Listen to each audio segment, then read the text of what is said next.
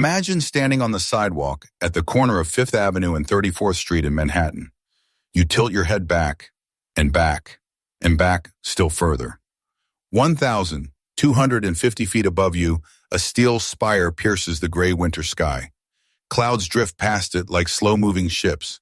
Pigeons that seem like specks circle its upper flanks. It is not just a building. It is a declaration, made in limestone and steel and human sweat, that ambition, properly organized, can defy gravity itself. The year was 1929. America was riding the crest of a decade defined by confidence, by justice, by the unshakable belief that tomorrow would always be taller than today. New York City was a place where ambition wore a three-piece suit and carried blueprints.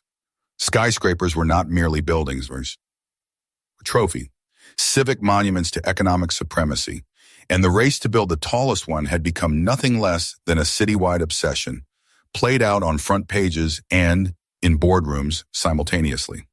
The site itself carried history.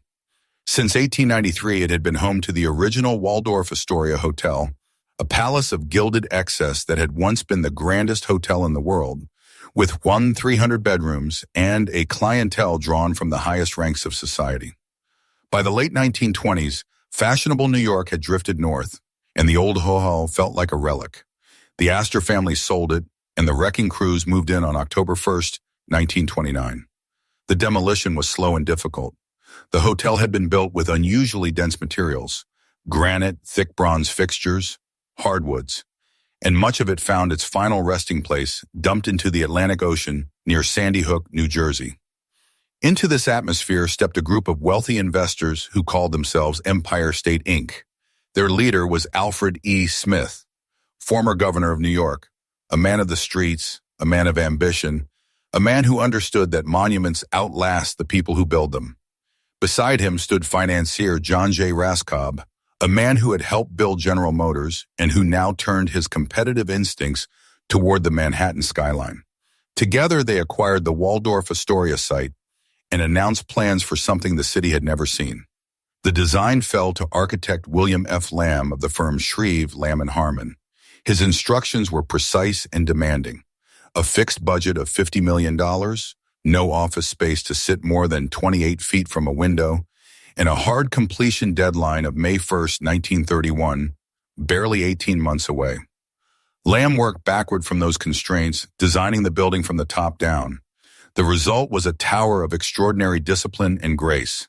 Its Art Deco facade, clad in pale Indiana limestone quarried from the south central part of that state, rose in carefully calculated setbacks at the 5th, 21st, 25th, 30th, 72nd, 81st, and 85th floors, each one mandated partly by the 1916 zoning resolution, which required buildings to step back from the street to allow sunlight to reach the sidewalks below.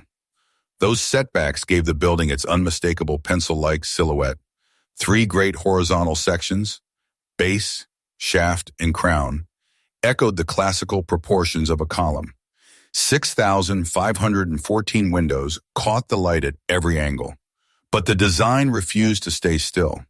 It was revised 15 times before construction began. And the reason was competition. The Chrysler Building, rising just a few blocks to the northeast, had pulled a dramatic stunt, secretly assembling a gleaming steel spire inside its crown, then raising it suddenly into place in October 1929, vaulting the building to 1 through 46 feet. Raskob was not amused. He added floors to his own plans. He added a spire. And then, in a moment of theatrical vision, or perhaps theatrical stubbornness, he proposed crowning the entire structure with a 222-foot mooring mast for transatlantic dirigibles. The notion was not entirely absurd. The age of the airship still seemed promising in 1929, but more practically, the mast pushed the building's roof height to 1,250 feet, leaving the Chrysler Building so far behind that no last-minute trick could close the gap. In the famous words of Raskob himself, he had worried that Chrysler might try to hide a rod in a spire and stick it up at the last moment. The mooring mast made that irrelevant. Then the ground shifted, literally and financially. On October 24, 1929, the New York Stock Exchange collapsed with a violence that shocked the world. The Great Depression had begun. Most of the investors behind Empire State Inc. watched their fortunes evaporate almost overnight. But Raskob and Smith pressed forward. To cancel the project now, they calculated, would cost more than to finish it. In December 1929, they secured a $27.5 million loan from Metropolitan Life Insurance Company. Demolition of the hotel continued, and on March 17, 1930, St. Patrick's Day, construction of the new tower officially began. What followed was one of the most precisely organized feats of construction in the history of American industry. The contractors, Starrett Brothers and Eakin, ran the site like a military campaign. Steel was fabricated in Pittsburgh, shipped by rail to a yard in New Jersey, ferried across the Hudson River, and delivered to the building site, sometimes within hours of leaving the factory. On the busiest days, more than 3,400 workers swarmed the scaffolding simultaneously. Food carts circulated among the upper floors, so workers wouldn't have to descend for meals, saving precious time.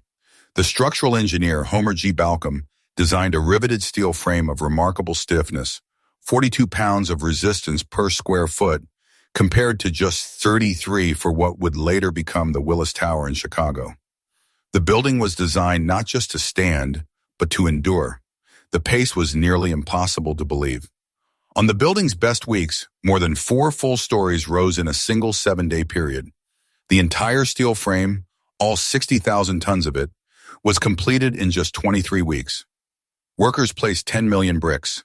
They strung 1,172 miles of elevator cable.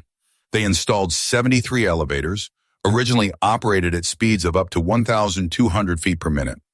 60,000 tons of steel, millions of individual components, assembled by human hands at a height that made the streets below look like a map. The human cost was real and lasting.